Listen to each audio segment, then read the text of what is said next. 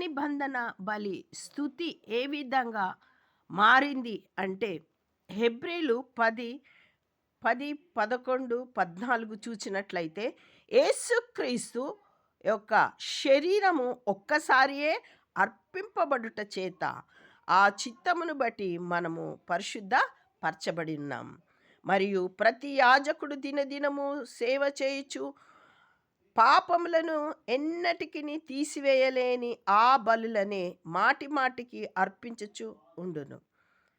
14 ఒక్క అర్పణ చేత ఈయన పరిశుద్ధపరచబడు వారిని సదాకాలమునకు సంపూర్ణులుగా చేసి ఉన్నాడు.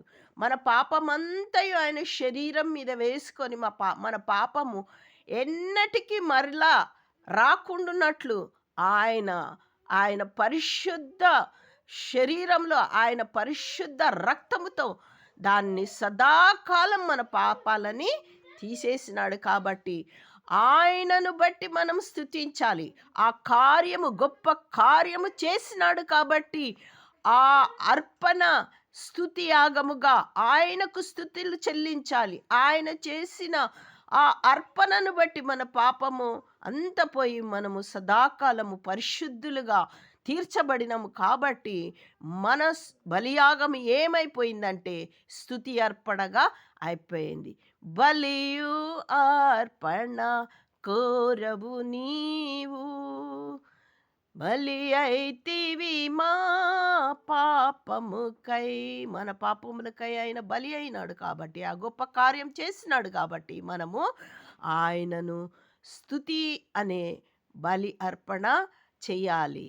కయ్యూనులాగా కాకుండా మనము ఏ విధంగా చేయాలి? హేబేలులాగా. అంటే మనము ఆదివారం ఆయనను స్తుతించినప్పుడు ఎటువంటి నిర్లక్ష్య స్వభావం లేకుండా ఆయనని హృదయపూర్వకంగా ఆత్మతోనూ సత్యముతోనూ ఆరాధించువారిలాగా ఉండాలి.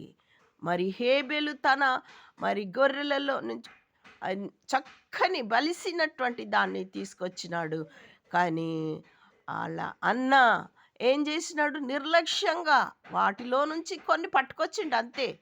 అది మనం హృదయపూర్వకమైన స్థుతులు ఆత్మతోనూ సత్యముతోనూ ఆరాధించి మనము దేవుణ్ణి ఈరోజు ఆదివారం కదా, ఆ విధంగా అర్పిద్దాం.